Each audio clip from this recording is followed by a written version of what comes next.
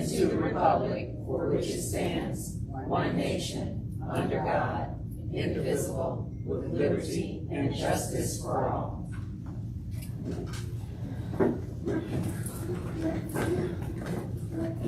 All right, if we could take roll call. Dr. Woods. Present. Dr. McLeod. Present. Mr. Johnson. Present. And I am present. We have 4 of our 5 board members present. So we have a quorum. All right, need a motion to approve the agenda for the June 12th, 2025 school board meeting. So moved. Is there a second? It's been approved, moved and second. Roll call. Looking for the acceptance of the agenda? Yeah. Yes. Dr. Woods. Yes. Dr. McLeod. Yes. Mr. Johnson. Yes. And I say yes. Votes 4-0. All right, motion carried. All right, Gary Ready snapshots. Ms. Whittington.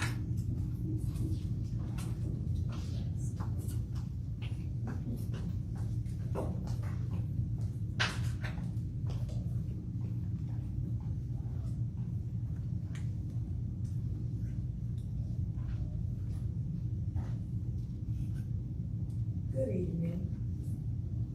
Members of the board, Dr. Stokes, our amazing community, and those who are tuning in virtually. My name is Chelsea Whittington, and I serve as the Chief of Public and Community Relations for the Gary Community School Corporation.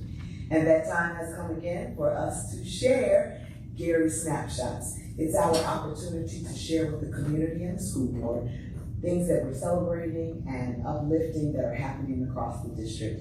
We have 2 items of interest, starting with our Summer Passports program. We are delighted to partner with Mayor Eddie Melton and the City of Gary to present a summer program of enrichment for our scholars. It's taking place in 2 locations, and it commenced on this past Tuesday. We are at Westside Leadership Academy, and we are located at Glen Park Academy in the Glen Park section here in Gary. As you can see, a few snippets from what has transpired thus far. Our young people are engaged in a variety of activities, everything from STEM to physical exercise. They get their snacks, and we keep them engaged in the sense that they don't forget about being out of school. They're still in an environment where they can have fun, thrive, and still prepare for school year 25-26. We also would love to once again give a round of applause for our recent graduates of Westside Leadership Academy. The graduation took place of 215 scholars on Sunday, June 8th at Westside Leadership Academy. Our valedictorian, Davion, had a GPA of 5.0 on a 4-point scale. He is headed to Indiana University Bloomington to study biology with an ultimate goal of becoming an orthodontist. And I'm working to recall the name of our salutatorian, and I just found her name, and she is none other than Alexandra Crett. And she is headed to Indiana University Northwest to study nursing. So we want to give her a round of applause. And all of our young people who crossed that stage on Sunday. These are the items that we're highlighting, and later in the board meeting, you'll hear more about some of our summer activities across the district. Thank you so much for this opportunity, and I will turn it back over to the school board. Thank you, Mrs. Whittington. All right, at this time we'll have public comments. Pursuant to Indiana Code 5-14-1.5-3, the Gary Community School Corporation Board of Trustees welcomes comments from the community. As a result, the agenda for each regular meeting provides time for public expression. The period of public expression is limited to 3 minutes per individual and 30 minutes total discussion of items on the agenda or to express concerns relative to the operation of the school, city, school board actions, and other items of general educational interest. If there are many people wishing to address the board, we may limit the amount of time a person may speak. Comments should be directed to the board, not to individual board members. Statements should not be abusive or argumentative. Persons making comments should not debate statements made by other persons. It shall not be permissible to orally present or discuss complaints against individual employees of the Gary Community School Corporation at any Board of School Trustees meetings. Issues relating to personnel and individual circumstances or an individual school will be referred to the building principal or an appropriate administrator in an attempt to resolve the issue prior to an appeal before the board. Speaker cannot transfer their remaining time to another person. The board president will enforce these rules and may take actions necessary to maintain order at the meeting. Such actions may include, but are not limited to, interrupting the speaker if the statement is too lengthy, unduly repetitive, or otherwise violates the rules. The president may terminate the address of any speaker who violates these rules, or limit the total amount of time devoted to public comments if there's a large number of people wishing to address the board, or if there's a large agenda of other business before the board. So at this time, I'd like to call Kalisha Lang.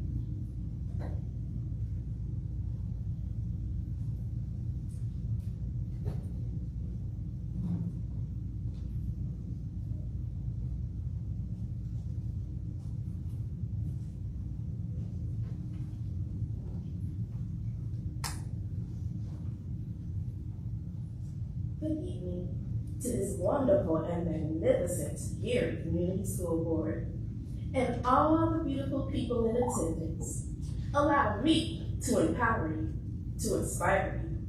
To begin, I have this fascination with birds, the eagle in particular.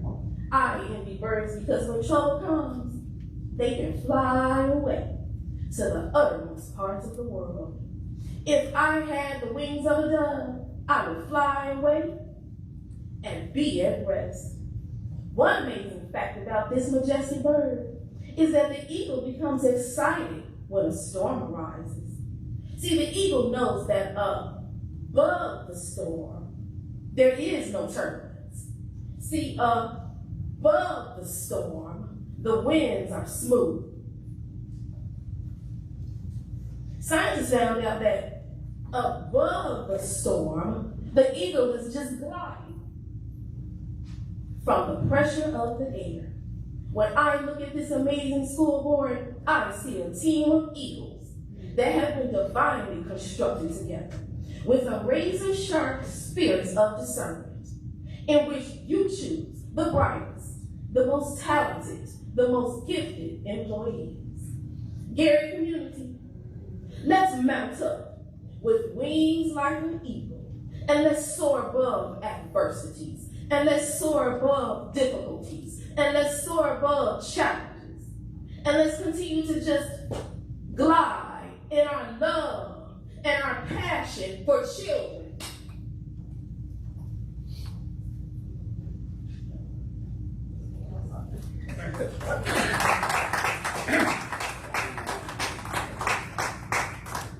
Dr. Michaela Spannenberg.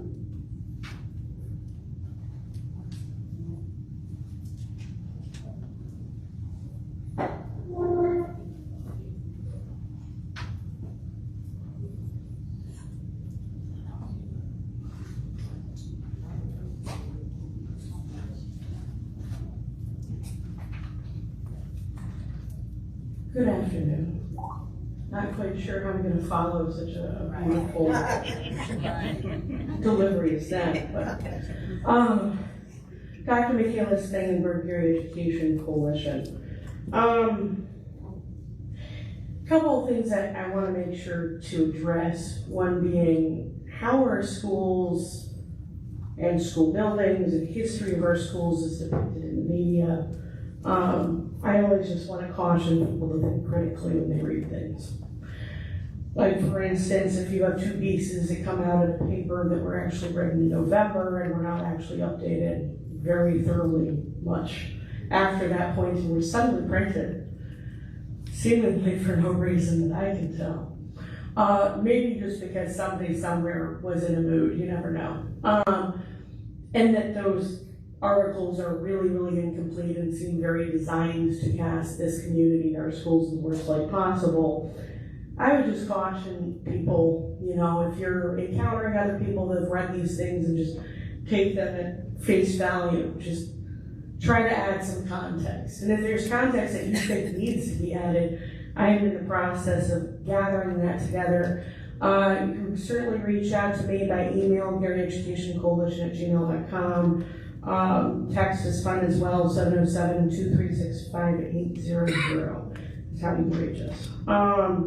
Other thing is, like, something that I think keeps being brought up either here or just in general out in the community is a concern about transparency. And like, if you look at our board docs, it doesn't look like every other district's board docs.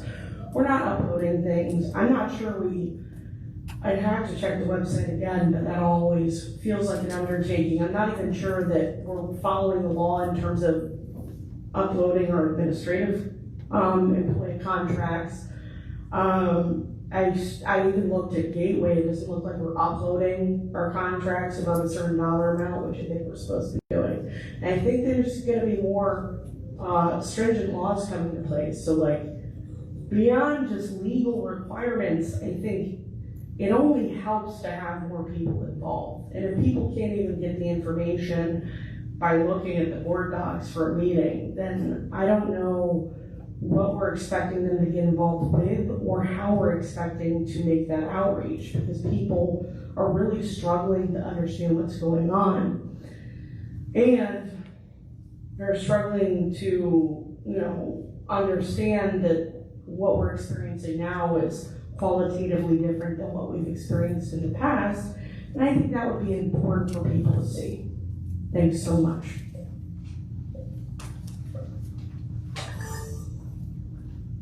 Christy Sachs.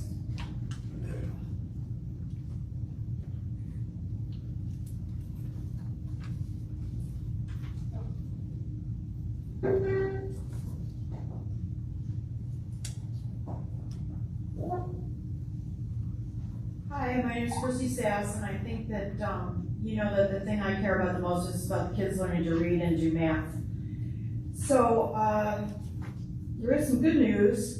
The library, the Woodson Library is on Lake Street in Miller, is open now 5 days a week. Hasn't been open 5 days a week in 5 years. So hopefully that was partly due to the discussion we had a couple months ago. So very happy about that. I got a couple kids lined up to tutor there during the week over the summer. So as you know, we don't have the best test scores in the world. And how did we get here? I wanted to bring your attention to, are we broadcasting this? Is that like the camera right there? Are we broadcasting, yes or no? Yes. Okay, so can I, I wanted to bring your attention to one of the slides from Dr. Treadwell from last month, and it's from the year before last, the iRead data scores.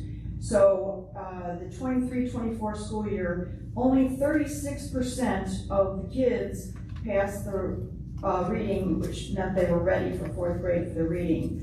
So, but the other 2/3 did not pass that test, but were still passed on.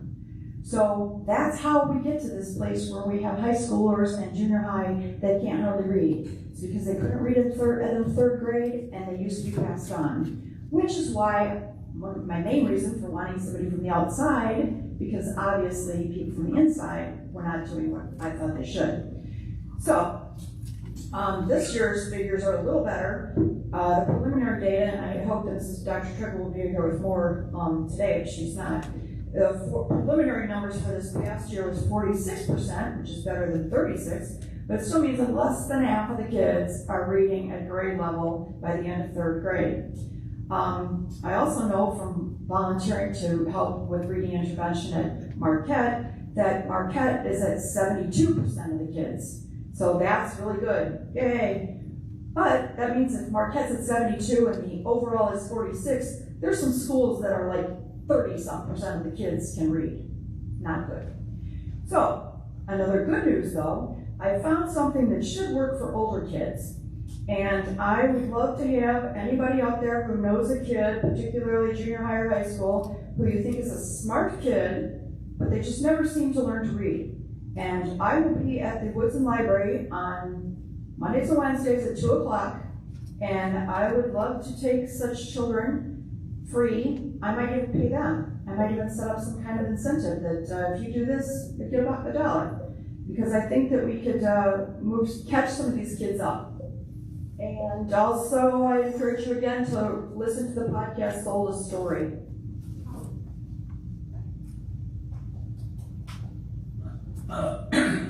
Lucy Sedlowski.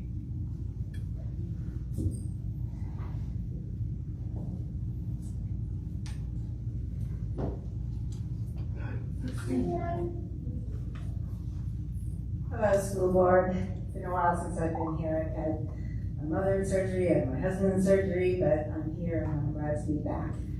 I wanted to just speak today about, I'm so thrilled about the summer program and how that is out there, and Chelsea has let us know that the kids are having something for them that educates and is fun during the summer. I'm wondering if that can extend into the school year as an after-school program. I'm wondering about the after-school programs. I know that, you know, like several years ago, they had some, but they were like in not till March, and then the Boys and Girls Club was doing them. I'm just wondering if there's a way that they can be incorporated in the budget for after school.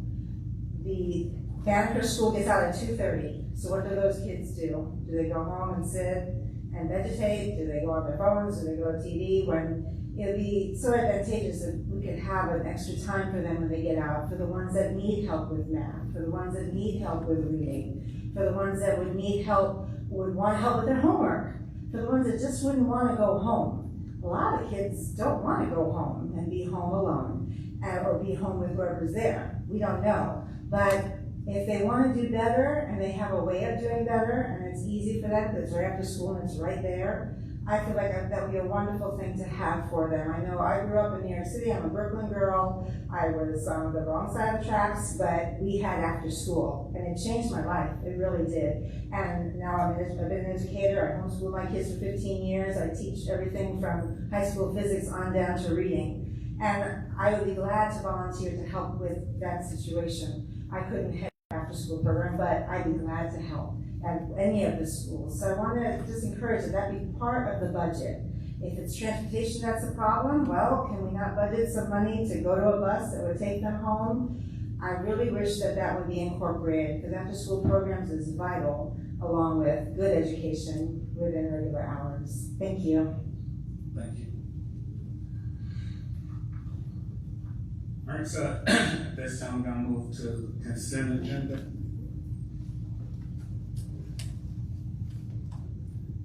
So we have item 5.1, approval of the minutes of the 5/28 regular school board meeting. Item 5.2, approval of the NPV register. 5.3, approval of the payroll register. 5.4, approval of the personnel report. 5.5, approval of salary schedule. So, I'd like to have a motion to approve items 5.1 through 5.5. I'll make that motion. Been moved, do I have a second? Second. It's been moved and properly second. Are there any questions considering those items? Roll call. Dr. Woods, Yes.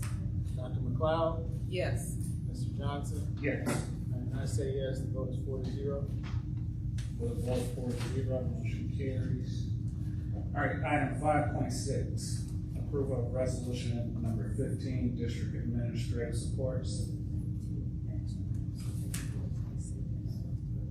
Oh, okay. All right, so items 5.6 and 5.7, approval of resolution number 16, will be linked to our action items. But they still need to be approved, correct? So, Ms. Sitcovich.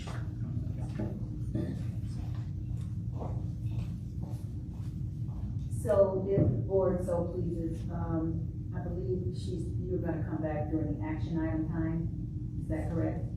Yes, I do intend on coming back during the action item time that's related to stipend positions. Resolution number 15 is more to do with dissolution of any previously regarded administrative policies that were followed during state takeover.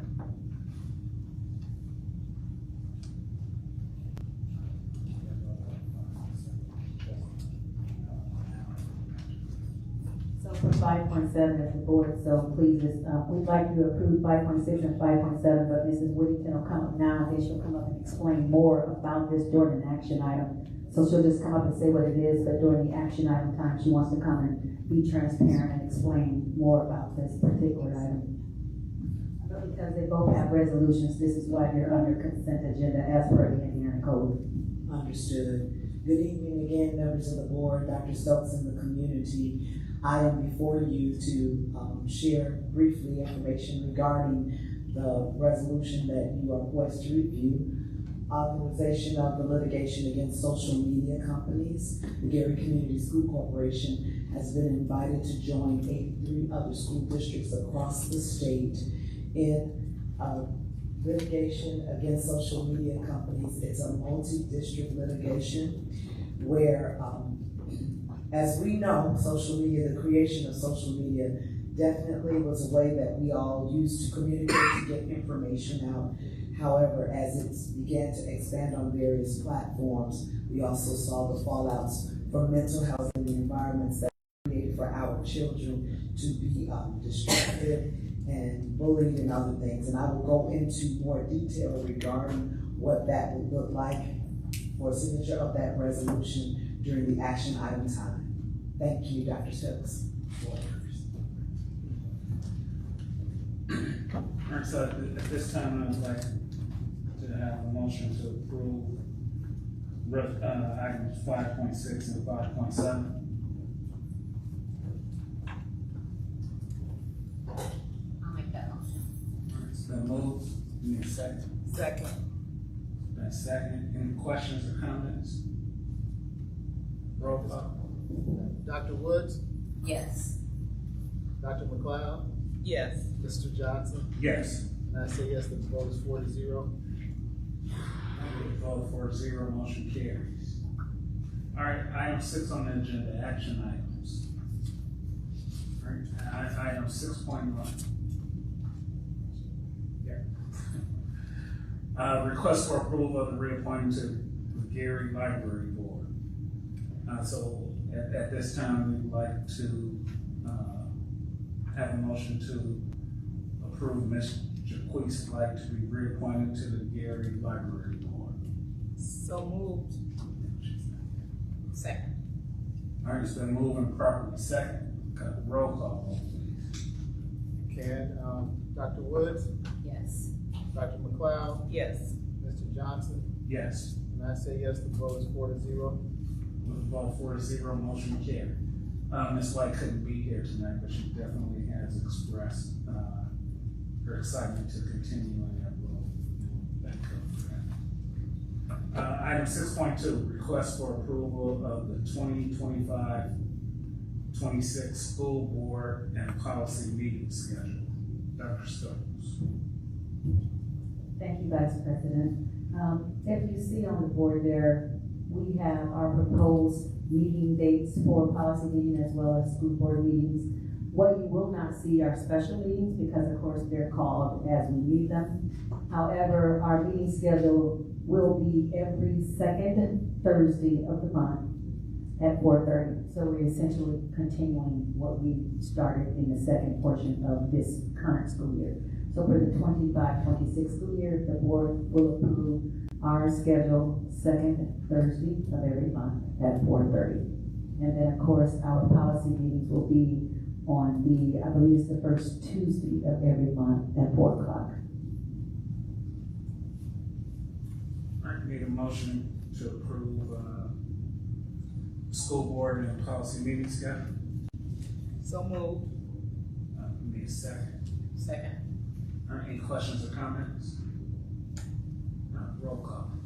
Dr. Woods, Yes. Dr. McLeod, Yes. Mr. Johnson? Yes. And I say yes, the vote is 4-0. With a vote 4-0, motion carried.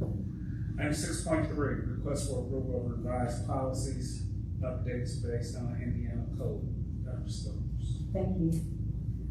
As we've often shared before, and we know that this is a continuous work in progress when it comes to board policies, as the Indiana state decides that they will change Indiana code, we have to pivot and also change our policies. As many of us know and our stakeholders, if you don't know, I want to make you aware that we don't just make rules in tandem, we actually follow Indiana guidelines, Indiana codes, and from those codes we have board policy as well as administrative guidelines that we have to prepare. We actually had a lot of revisions after the change in our governmental leadership for the state of Indiana. We had a lot of revisions. We work with a company called Neola, and Neola essentially verifies all of the changes with their legal team. They make sure that we don't violate any law, and then they propose those changes to us, some where we can make some minor decisions, others where we have no choice because of the law. So if you look at these particular codes here, these are things that had some impact. I'm going to just speak to just a couple, but once we get them board approved, within a week's time, or actually a week and a half's time, Neola will make the changes and they will be updated in our policies on our website. So with that being said, I just want to call out a few. Policies, for example, 1216, 3216, 4216, they're all similar in nature. The 1200 series deals with administrators, the 3000 deals with professional staff, and the 4000 deals with support staff. And of course, we also have policy 5511, which is aligned with those other three, but they deal with students. And essentially, the state says that we have to come up with guidelines about how we show up in front of students and staff. And yes, that's important. Essentially, our grooming, our dress, what we're able to wear. And so that's the information was revised in those particular policies. Essentially, they talked about just clarifying. I want to give another example of a policy that was changed. Policy 1220, which I hope we don't have to do anything with this policy because it deals with the appointment of the superintendent, but basically the policy is saying that a board member could hire a relative under certain circumstances. I think there would have to be a limit for a year. That board policy would have to that board member would have to recuse themselves, but they're essentially saying that we don't want to violate the nepotism policy. However, under specific circumstances, if it were necessary and they were the best candidate, that a board member could essentially hire a relative. There are other things. There was a policy that deals with, I have to find it real quick, but there was a policy that deals with, what's it called, ICE. We did not bring that policy forward, but I wanted to mention that. We did bring it forward because there's some work that Mr. Caldwell, our Director of Security, needs to do with that policy, because essentially it is a policy that would allow ICE to come into our schools, and there are things that we have to do as administrative staff and teachers to support them if they were to come in and want to remove a child or a staff member. But because that policy is so critical, we did not bring it forward. But I did want to just mention some of the things that are at play for us. There are way more policies than what you see, but we can only tackle so many at a time. Our goal is at the start of school to have all of these policies tackled in that plate. So every board meeting, you're going to see more. With that, I'll just remind you that in a week and a half's time, the OLA will, after the board approves, have the policies updated for your you to review. I'll turn that back over to you. Thank you, Dr. Stokes. All right, so I need a motion to approve revised policies and updates based on Indiana code. I'll make a motion to approve the policies based on Indiana code. All right, we need a second. It's been moved. We need a second. I'll second. Any questions or comments? All right, roll call. Dr. Woods? Yes. Dr. McLeod? Yes. Mr. Johnson? Yes. And I say yes, the vote is 4-0. With a vote 4-0, motion carries. Item 6.4, request for approval of Bailey Plumbing contract with Gatling Plumbing and Heating Incorporated. Ms. Zaborowski. Good evening, Gary Community School Board members, Dr. Stokes, and community members. I am here on behalf of Ms. Wright, who cannot be here this evening. What we'd like to do is, we had our interim building grounds and maintenance director go to Bailey and kind of assess some of the needs that the building may need, some renovations. And it was identified that a lot of the light fixtures either were broke, not working, were missing even. So Ms. Wright put together, she got 3 quotes. We followed our procurement policy. We got a quote from Reichhardt Plumbing, Metz, and Gatlin Plumbing. Gatlin Plumbing bid came in at $50,450, which was the lowest bid. Reichhardt Plumbing came in at $69,000, and Metz came in at $68,755. So with that being said, I request the board's approval to go with Gatlin Plumbing, which is the lowest bid. Any questions for Ms. Zawarowski? I do have one question. Sure. Thank you for stepping in for your colleague. Sure. My question is, although they may be the least expensive provider or vendor, is there any issue that they would provide less services as a whole? No, actually the scope of work was exactly the same given to all 3 vendors, and it all came in relatively same. It's just a little bit of the labor was less expensive. All right, thank you for that. You're welcome. Any other questions? Thank you, Ms. Zawarowski. Sure. Oh, you're not supposed to have that. All right, need a motion to approve Bailey Plumbing contract. So moved. Motion by Dr. McLeod. Is there a second? I'll second. I'll second. Second by Mr. Earp. Any questions or comments? All right, roll call. Dr. Woods, Yes. Dr. McLeod, Yes. Mr. Johnson, Yes. and I say yes, the vote is 4-0. With a vote 4-0, motion carries. Thank you. All right, item 6.5, request for approval of curriculum resources. Ms. Zawarowski. I am here on behalf of Dr. Treadwell, who could not be here. Dr. Treadwell had presented a lot of information to all of you in regards to the curriculum for On My Way Pre-K and K through 5. At the last board meeting, you asked a lot of questions, and this evening I'm requesting approval for us to move forward with the Wit and Wisdom quote. That quote is approximately $743,000. Now, Dr. Treadwell and her curriculum team have done extensive work looking at this curriculum and making sure it aligns with IDOE and the science of reading. I believe that they also had some input from coaches and their teachers as well, so that's important to share that. Yes, thank you. So on behalf of Dr. Treadwell and her curriculum team, I request that we move forward with the adoption of the curriculum. Thanks, Ms. Zawarowski. Sure.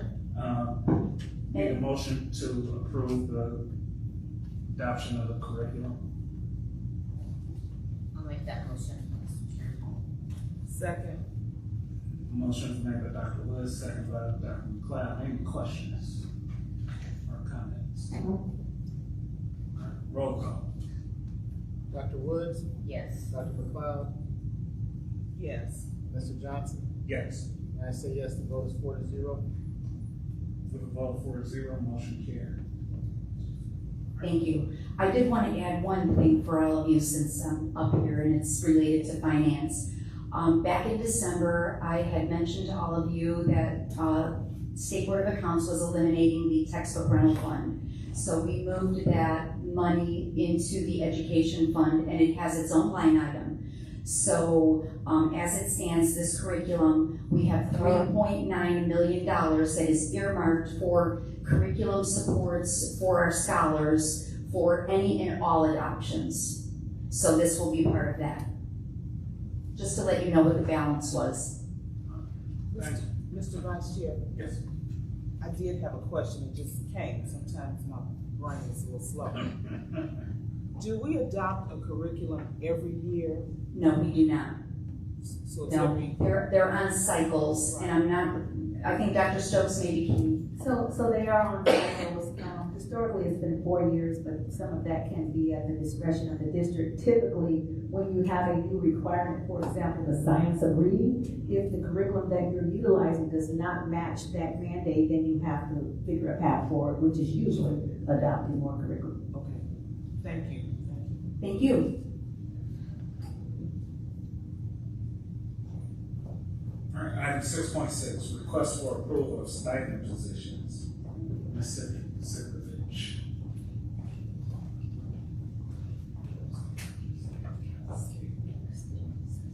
Good evening, board members and Dr. Stokes and community members yet again.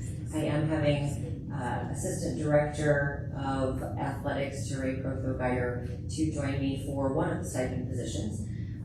Two of the stipend positions that I will be presenting are to support the Education Committee for the Gary Commission on the Social Status of Black Males. The commission is set to examine the social conditions affecting the city's Black male population and develop strategies to address serious challenges. The commission is tasked with making informed recommendations to improve outcomes related to education, social well-being, economic advancement, employment opportunities, and overall quality of life for Black males in Gary. So that is the first position. The second position is related to an initiative that Mr. Aaron King brought forth to the board called AAA. AAA stands for Aspire, Achieve, Ascend. It is a mentorship program. The program overview, briefly, that Mr. King explained a couple of months ago, is designed to provide young men within our district the opportunity to connect with positive male mentors and who can offer guidance, support, and real-world advice. The program focuses on equipping students with essential life skills, such as effective communication, goal setting, and financial literacy, tools that will help them grow into responsible and successful adults. And the third stipend position is again going to be introduced by Ms. Protho-Geiger. All right, good evening. I am Teray Protho-Geiger, Assistant Athletic Director for the district. And I wanted to present to you all some information about girls flag football. Girls flag football is a sport that is gaining a lot of popularity. The IHSA, Indiana High School Athletic Association, has approved girls flag football as an emerging sport with hopes of it becoming a fully sanctioned high school sport. This sport has gained so much popularity that it will be included in the 2028 Summer Olympics. Indianapolis Colts have jumped in and done a great job of promoting this non-contact sport in the state of Indiana. If you went to a Colts game last year, you would have seen during halftime they had exhibition games of girls flag football, and they even had it after their game just to kind of increase visibility and awareness of what the sport is and what it could possibly be. The Indianapolis Colts did not stop there. They have also gave financial support to high schools that pick up this sport, and we are one of them. So what they will provide us is $5,000 in year one, $1,500 in year two, 25 Nike uniforms, jerseys, and pants, USA Football equipment kit, and a USA Football coaching membership for one coach that will kind of just keep them afloat of the different safety protocols and just any trends that might be changing with this emerging sport. The athletic department, our vision and our mission is to make sure that we provide our student athletes with skills that they can use on the field and just for the rest of their lives. And we do believe that flag football can teach them discipline. It can also just encourage them to learn how to work well with others. We truly believe that this is a sport that our athletes will eventually be able to get scholarships for. A lot of our athletes have already been asking, because they've seen it on social media where other schools are participating in flag football, if we will be bringing it. So I do think this gives them just kind of more of an opportunity to kind of get away from some of our traditional sports, like maybe if they weren't interested in it, but flag football could be something that they enjoy. So we want to just make sure we give them that opportunity. We're excited to see where this sport can go and just excited to see it grow in our district.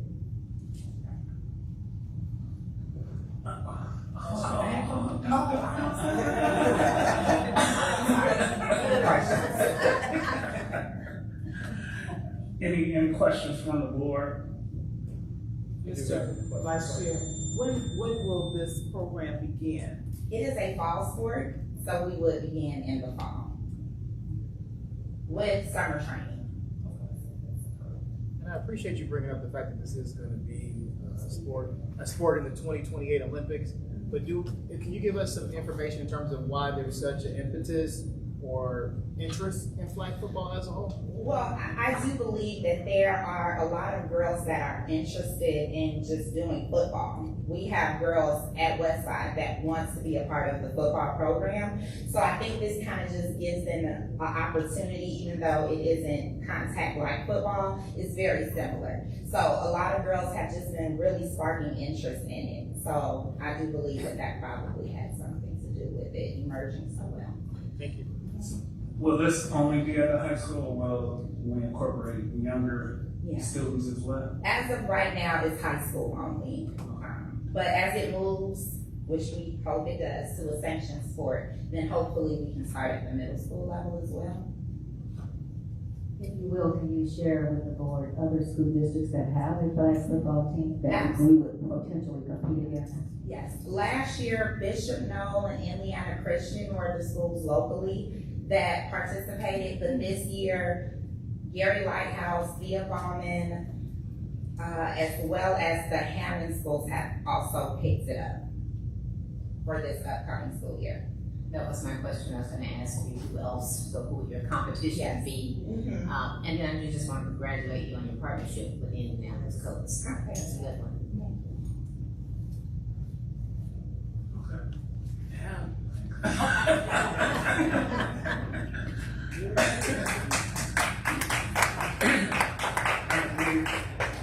Need approval for a motion to approve the stipend positions. So moved. Motion by Dr. McLeod, do I have a second? Second. Second by Dr. Woods. Any questions or comments? Roll call. Dr. Woods, Yes. Dr. McLeod, Yes. Mr. Johnson, Yes. and I say yes, the vote is 4-0. With a vote 4-0, motion carried. All right. Item 6.7, request for approval of contract with Parallel Learning Behavior Health, PC.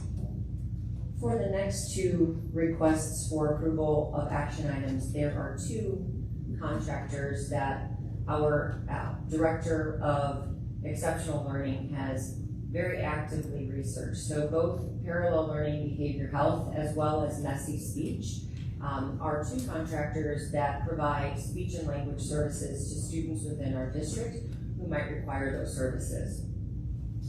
Unfortunately, just like with our teachers, there is a huge shortage with speech and language pathologists in the entire nation, and especially in Indiana. So we do have to look for outside resources to support. We initially were requesting information from Messy Speech, where they have been doing some great work with the Elkhart community. Unfortunately, they only had one speech therapist who was available, which required Ms. Shavette Grady, again, our Director of Exceptional Learners, to seek more than one contractor because they could not guarantee that they could, even from a contracting perspective, provide us even a second speech and language pathologist. So the two action items before you for both Parallel and for Messy Speech are in order to support speech and language services due to the massive shortage for speech and language pathologists. Any questions from the board? Okay, so we need a motion to approve the contract with Parallel Learning Behavior Health, PC, and contract with Messy Speech and Language Therapy. So item 6.7 and 6.8. Do I have a motion? I'll make a motion to approve the two contracts with Parallel Learning and Behavioral Health, as well as Messy Speech and Language Therapy. It's been moved by Dr. Woods. Do I have a second? Second. Second by Dr. McLeod. Any questions or comments? Roll call. Dr. Woods, Yes. Dr. McLeod, Yes. Mr. Johnson, Yes. and I say yes, the vote is 4-0. With a vote of 4-0, motion carries. Item 6.9, request for approval of National Social Media MDL. Ms. Wade.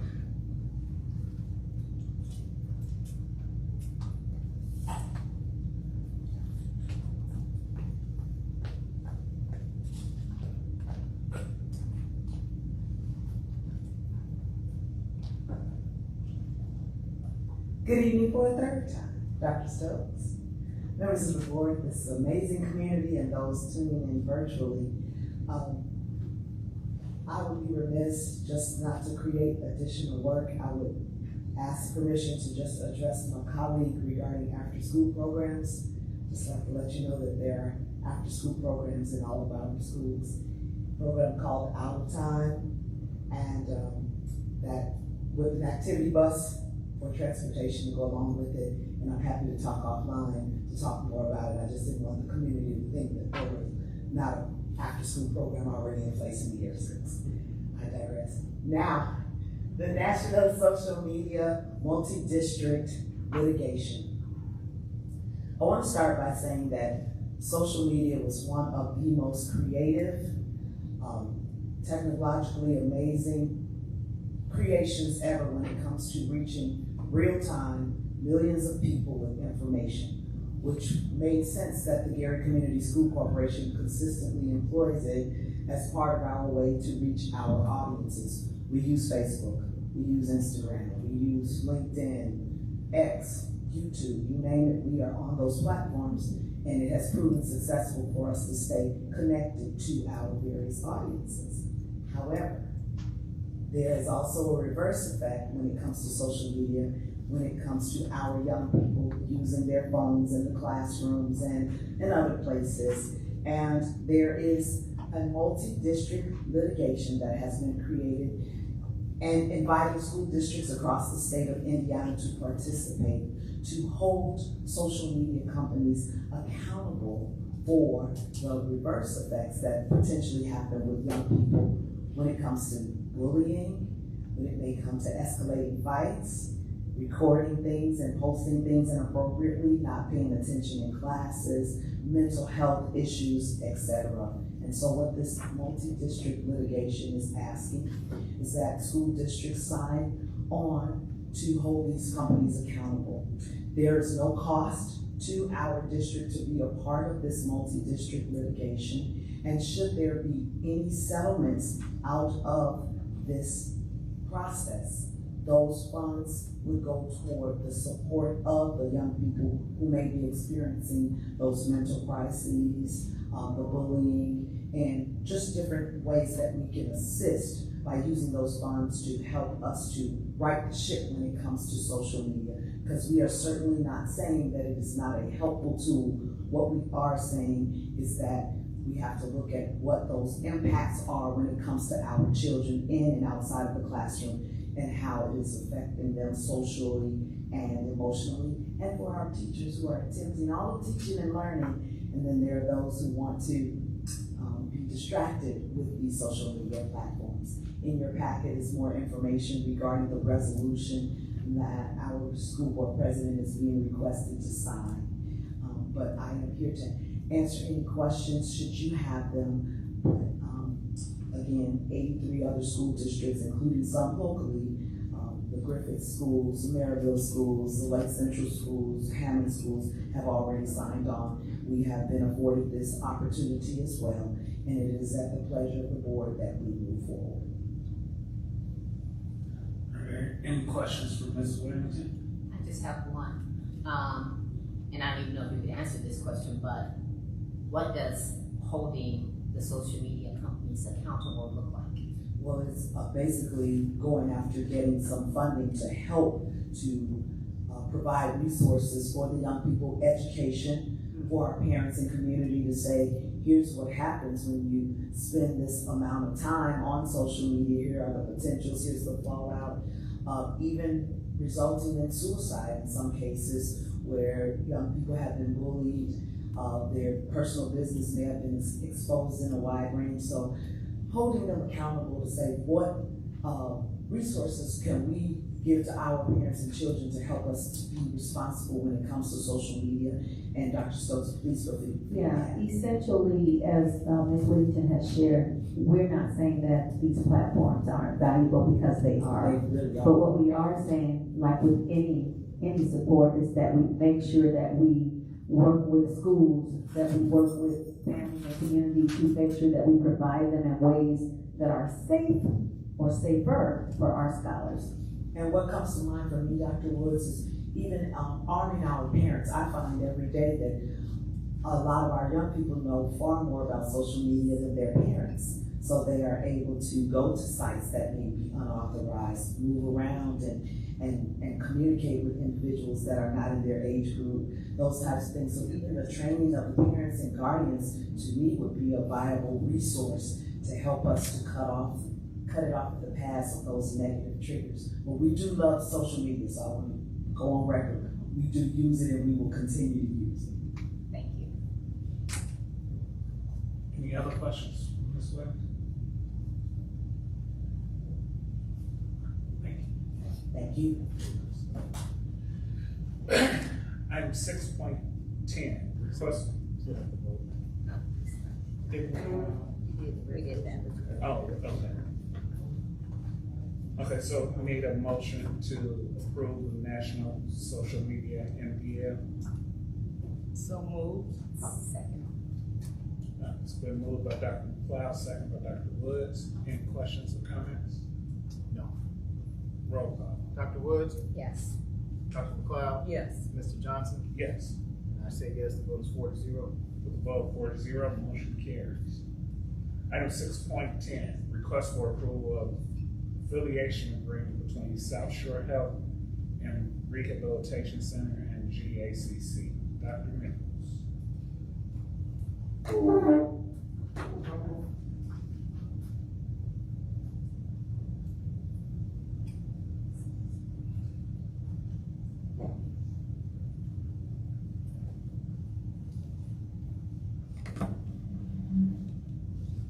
School board members, Dr. Stokes, and community. So the Gary Eric Career Center is operating on a grant called the Perkins 5 grant. And in that grant, one of the stipulations is that our students go out for WPL, which is a work-based learning opportunity. And so we go out to find partners that will take our students and assist them in success for becoming concentrators in order to complete the work at the Career Center. And Community Health is one of the people who has accepted our students. So at this time, I'm asking that you allow our students to work at the Community Health Center. Thank you. All right, any questions for Dr. Nichols on the board? No. All right, so we need a motion to approve the affiliation agreement between the Gary Eric Career Center and South Shore Health. So moved. Second. All right. Been moved by Attorney Urban, second by Dr. Woods. Any questions or comments? Roll call. Dr. Woods? Yes. Dr. McLeod? Yes. Mr. Johnson? Yes. And I say yes, the vote is 4-0. The vote 4-0, motion carried. All right, request for approval of conference experiences. Dr. Stokes. So school is out. However, we do have professional development opportunities, which we call conference and or field experiences when it's children, but for adults, this is the conferences. We want approval to be able to send some of our fearless leaders into different environments. I believe one environment will be out of state in Atlanta, Georgia. So we want to make sure that we have the board's approval to be able to send them out for professional development. All right, any questions or comments from Dr. Stokes? All right, need a motion to approve conference experiences. So moved. Second. Motion by Dr. McLeod, second by Dr. Woods. Any questions or comments? Roll call. Dr. Woods? Yes. Dr. McLeod? Yes. Mr. Johnson? Yes. And I say yes, the vote is 4-0. The vote 4-0, motion carried. All right, on to information items. Item 7.1, registration updates. Ms. Krista O'Brien.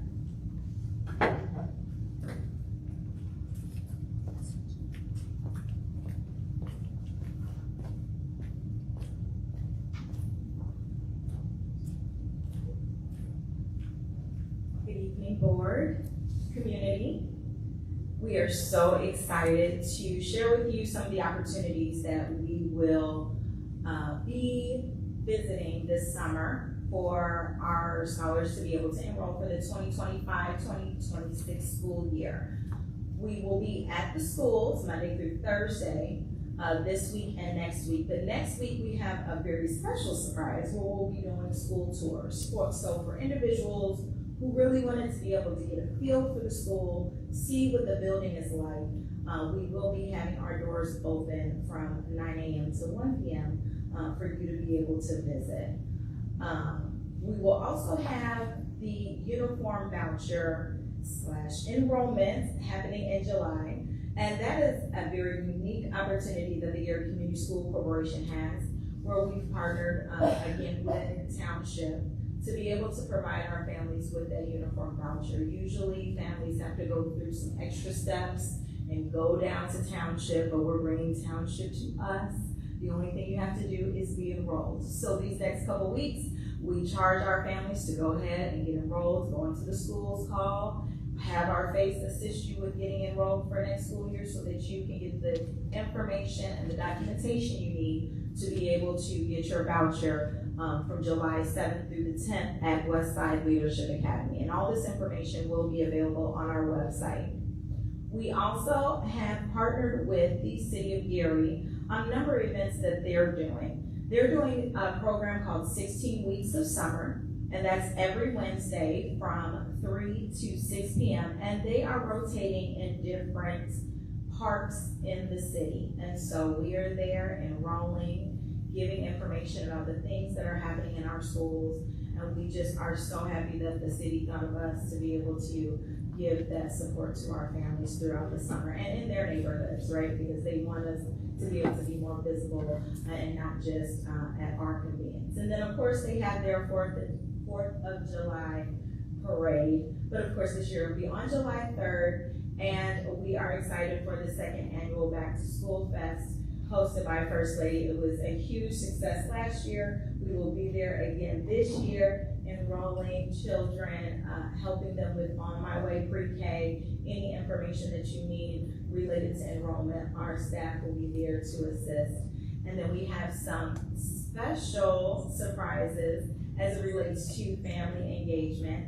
And I will just say, continue to be on the lookout, but we will have a movie Monday coming in the near future, as well as another surprise partnership with the City of Gary. So thank you all so very much. We hope that you bring the whole family out because we will have fun, exciting activities for you all this summer. Thank you.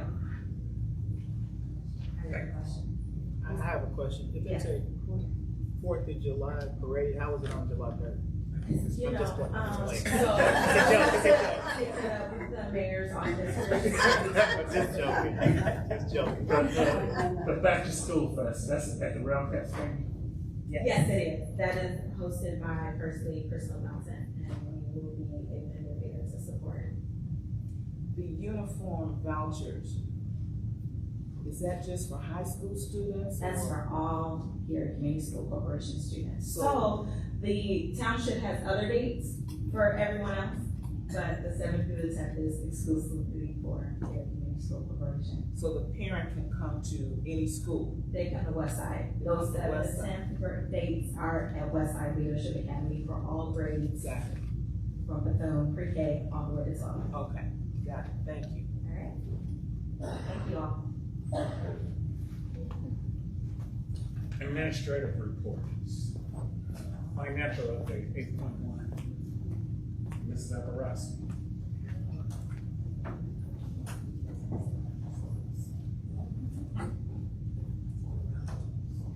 Just get you a chair to sit right now. Good evening again. Do I have a clicker or are you gonna clicker? All right, so I would like to see the little light so that you can hold it on certain. Well, I can point. Yes. Do not have it. Okay. Just a minute. Sure.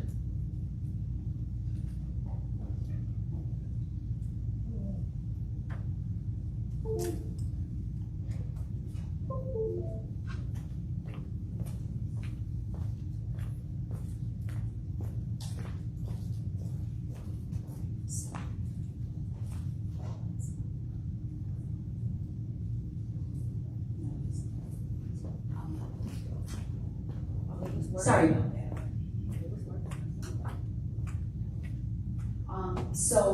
What I'd first like to go over is just our funds, our major funds overview. And these are expenses from January, February, March, and April. We are balanced through April. We are still in the process of balancing May. We had a lot of activity in May. It was a 3-pay month. We paid out stipends as well. So we are still in the process of balancing May. But I've given kind of an overview. These are the appropriations that are actually in our budget. So I'm looking at each line item for the 2025 budget year, and I have January, February, March, and April. You can see that the unexpensed or over, our percentage, we are in line with our budget. We have 70% of our budget left, which is wonderful. In the education fund. One thing I wanted to point out, the transfer to ops. In the budget, Senator Dalton budgeted approximately $8 million, and this was based on a flat ADM count. I believe it was 4144 at the time. So as our ADM changes, these numbers change because I did a resolution back in October to transfer up to 18% of our student support money that we receive from the state. So this number will fluctuate actually throughout each of the months. So I just wanted to point that out because you will see in future slides how the actual money we've received is very different each month. So, and typically on the other slides, I extend it out and just kind of estimate based on our budget. As we move down to the referendum, this was a budgeted amount. This amount is not carved in stone because we don't know what we're actually going to receive in property tax money. We know the percentage we're going to receive, but we don't know exactly because it all depends on what the homeowners pay in totality. So this is just based on Senator Dalton, what they estimated it to be. And as you can see, we have 70% of this left in our budget. In the operations fund, we are in line with our operations budget as well. Of course, everybody knows our transportation costs are our highest expense. We are working on that diligently to try to get those costs down. Just as an example, we would normally have first student, take students to an overnight to compete. Well, what we're doing now is we're actually using the activity bus, which is saving us thousands of dollars because we don't have to pay for a bus driver to stay overnight. We're just paying for the coach to drive the activity bus and the students. And all we're paying is diesel for the vehicle. So we are working very hard. My transportation director and his staff are looking at these things daily. We're going over all the expenses, trying to, figure out how we can cut costs, but still support our students for transportation and our athletic program. The other thing I wanted to point out is in our repairs and maintenance, you'll kind of notice that we didn't budget a whole lot this year into that, and you would think repairs and maintenance in the operations fund, well, we have very old buildings. We have that 1065 money still, which is what we're utilizing right now. with a lot of our expenses, we're paying out of that fund. We have like $2 million right now left in that fund. Once that depletes down, we will, for the next budget year, you will see this increase. I will budget more for the 2026 budget. And as a reminder, we didn't actually set the budget for this year. That's correct. Senator Dalton did that for us. Yes, yes. Next year it will be us, knowing everything that we know now. Okay. And this is just an overview of the education fund and the breakdown. It's actually on that first slide, but I kind of wanted to give you a different view of all of our expenses, and I did actually list on here what our actual total education budget is, which was approved by the Department of Local Government. So this is what we're allowed to spend out of the education fund. And then here is the cash flow for the education fund. So again, it is the same information, except I've included the what we've received in income. And this is where I wanted to kind of point out our basic grant, the money we received for our ADM. This will continuously fluctuate based on the money we receive, based on the grants, the special education grant, things like that. And I've just kind of estimated, based on our budget again, what was entered by Senator Dalton through the end of the year. So as you can see, we are estimated, and this is, let me rephrase this is an estimate. This number continuously changes, and I keep changing all the months as I get more information. I also wanted to point out that if you notice, in April, we moved $400,000 from the referendum into the education fund. And this was because we did not move the money in January, February, and March. We did a resolution back in December to move $100,000 into the education fund to support teacher raises, other things of that nature that were approved by the referendum. And then again, here's our operations fund breakdown, same information, just wanted to point it out and give you kind of a different view. Our total budget for the operation fund is $21,930,000, $39,530. And then again, here's our operations fund versus our projected budget, approved budget. I think the one thing maybe I wanted to point out was, as you can see, our expenses, we had a lot of transportation, we had a lot of field trips that the students went on at the tail end of the year, so a lot of these expenses. And also, I have to give kudos to my transportation department because they go line item by route. They could be tracking 600 different trips that this bus driver is taking back and forth throughout the day, and they are making sure that those costs that were approved are legitimate. So if there's something wrong, we send it back.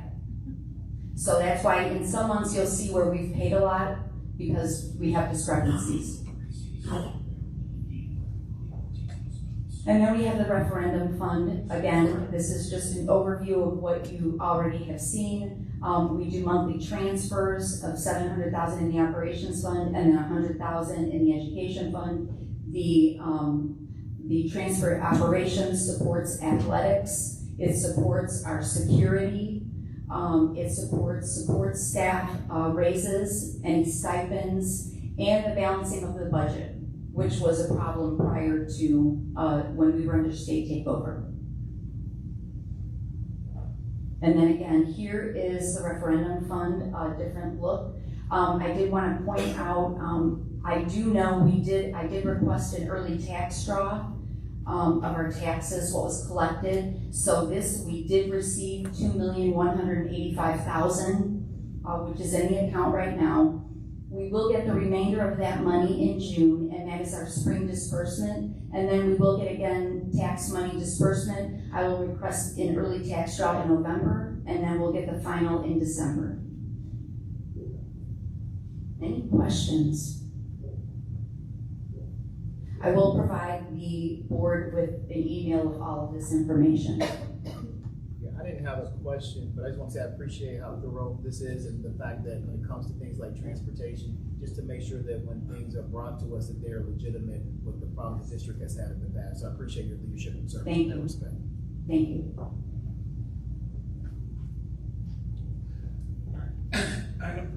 Item number 9, board reports and communications. Are there any individual board member reports at this time? Mr. Vice Chair, Dr. McClain. congratulations to the Westside Leadership Academy graduates on a wonderful graduation on last Sunday. Of course, preschool, kindergarten, 8th grade, I know they graduated also. But special thanks to the teachers, administrators, all of you that put your arms around the children and made it happen and get them to this point. I believe these graduates endured COVID. So they were home for a year, maybe 2, I can't remember how long. But these graduates went through that and they were able to come back to school, and the teachers were there and they made it. When your child can graduate and cross that stage, it's amazing. I was feeling some kind of way myself when they were coming, just to see the parents and to see and so congratulations to you, Dr. Stokes, on your leadership in your first graduating class. You know, she's been through the storm and the rain and the tornado and all of that, and then the teachers had to pivot and move students from one building to the Career Center, and just a lot of things happened this year. But we made it with your leadership and with all of the teachers, principals, and administrators, so I just want to say kudos. This summer, Northwest Indiana Learning Labs classes will begin June 23rd. One of the sites will be held at Glen Park Academy. Yes, it's for rising first graders to rising 9th graders, and it's 5 weeks. They will have an opportunity to be taught by teachers. It will be 5 students per 1 teacher. So it's called micro classes. Last year, DHB and Associates received $1.5 million. Urban League served as the fiscal agent. So in the absence of Deb Black and her team, I just want to remind the listening audience that registration is still available. They also have opportunities for jobs, for teachers, for a number of people, for interns. So you can go to www.northwestlearninglabs.com, or you can call the Urban League office on Monday, 887-9621, and talk with Ms. Black or Deborah Pettigrew. We have to toot our own. We have to commend Tolbert and Associates, Attorney Tolbert and Attorney Shalise Tolbert and Attorney Mike Tolbert received a wonderful, prestigious award. It was an exceptional business leadership in their community. So, their law firm is right here in Gary, Indiana, in case you all didn't know. But they went to receive this award. Where did you all go? We were in Charlotte. Charlotte. Who Am I magazine. Who Am I magazine acknowledged our very own. Gary is on the map. They're looking at us. So kudos again. Thank you all for coming out. As always, this has been a wonderful year. We've worked together, and I'm just glad to serve with my colleagues on this board. Thank you, Mr. Vice. I just too want to congratulate Dr. Stokes on completing her first school year. And I have to say that what I have observed in terms of your ability to lead a positive culture change, it's really amazing. Just as you walk around, the environment, the vibes are so much more positive than they've been in the past, the board meetings, etc. So I just want to thank you for all of that. And and building an exceptional team. It seems like we've got a really good team going, and they give us all the information, they keep us informed, so I really appreciate that. Also, in terms of moving forward with the student outcomes, student outcomes are improving, and I know it's a long, hard road, but thank you for all of that. And I do also say ditto to the Westside graduates. It was really nice attending that. It was a packed house, so really nice attending the graduation. Very, very exciting. And I also want to say, in terms of your leadership, thank you for staying abreast of all of the changes as it relates to school board policy and just keeping us informed in that and just staying on top of that, because that to me seems like a very major task. But there's always changes. So thank you for all of that. And again, thank you to all of the participants who come to the meetings, the community, and all of you. Thank you so much. It's been a really good run for the first school year. This board as first.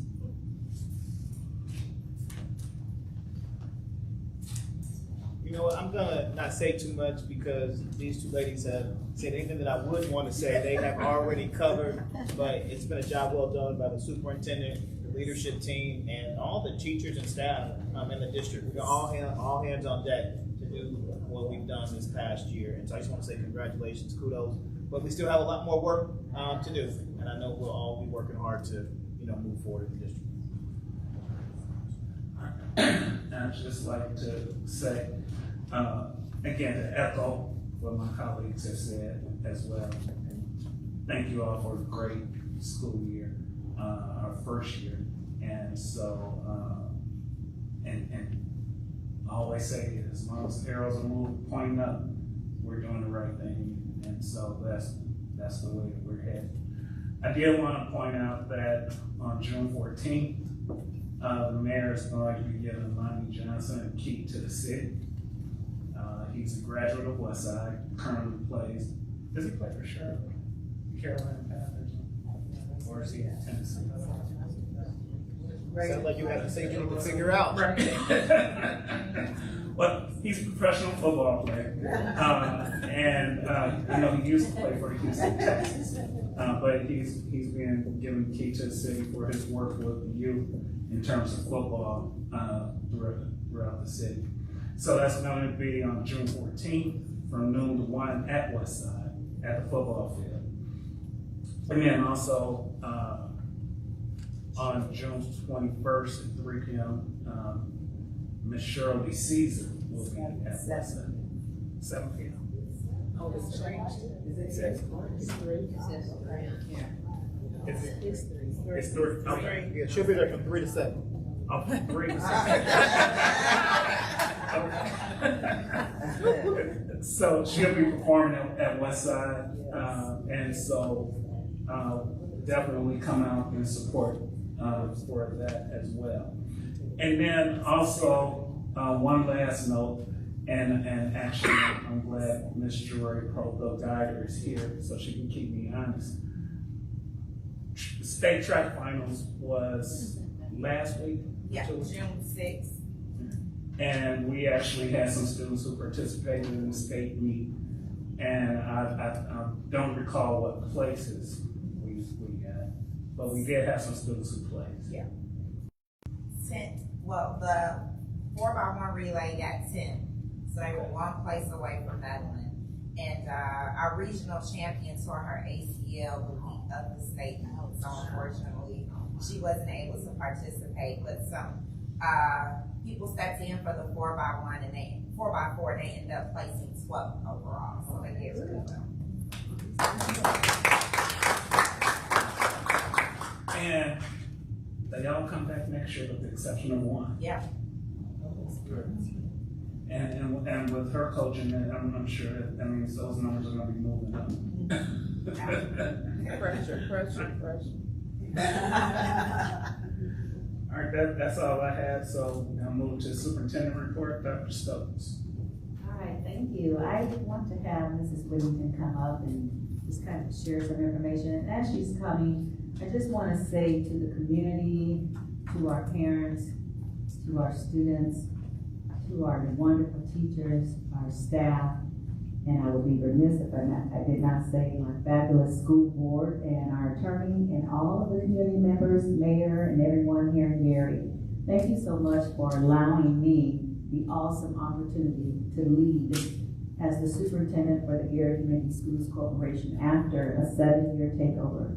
We are no longer under takeover, and we are, as you say, pushing to support the arrows going up in every direction for academics, for sports, for mental health, for social emotional learning, for community involvement, for teacher empowerment, for student empowerment. We want to make sure that we create an environment that supports governmental and governance leadership that empowers our students to go out and be their best selves. And I always say, who our students are becoming is more important than who they've been. So we need to remember that who we are becoming is more important than who we've been. With that, I'm going to have Ms. Whittington share a little bit on my behalf. Good evening again, board members, community, and Dr. Stokes. So, we'd like for you to take a look at a recap of 2024-25. It's been almost 365 days since Dr. Stokes touched down in the Gary schools, and she has been non-stop. I am going to invest in roller skates for the next school year to keep up with her. But we too, as the leadership team, want to express our gratitude for her leadership. She did assemble a team of individuals whom I did not know. We didn't know one another necessarily. Some of them may have known one another, but we have gelled and taken our talents and expertise to work together and to bounce ideas and initiatives off of one another. We have seen good days, bad days. We have cried together. We have laughed together.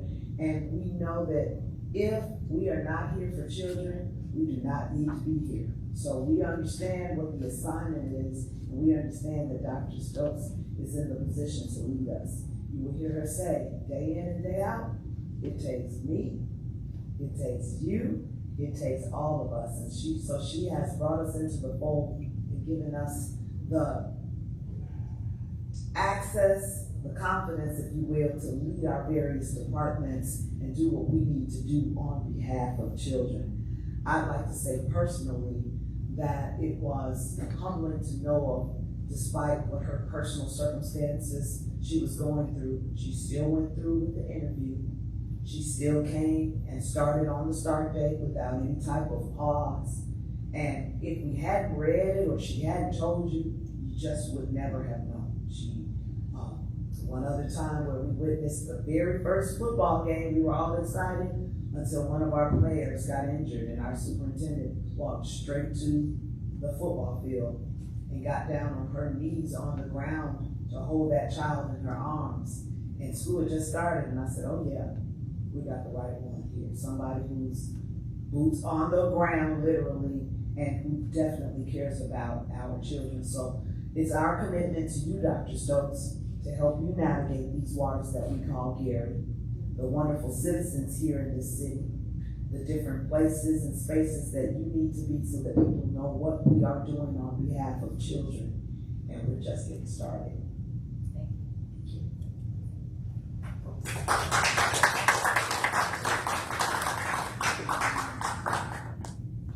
Thank you so much. I appreciate you all. I love my wonderful team, and as I shared, we can't do this alone. It does take you, it does take me, and it does take all of us. I want to just show our draft agenda for our next session. What I will highlight is that at our July meeting, you know that we have to bring a lot of things forward that will be needed for the upcoming school year, like our student handbook and things of that nature. So with that being said, I just want to highlight that particular fact, and I'll turn it back over to our Vice President. All right, thank you. So with that, we need a motion to adjourn. So moved. Second. All in favor? Motion by Dr. McLeod and second by Dr. Woods. Roll call. Dr. Woods? Yes. Dr. McLeod? Yes. Mr. Johnson? Yes. And I say yes, meeting adjourned. Meeting is adjourned. Thank you.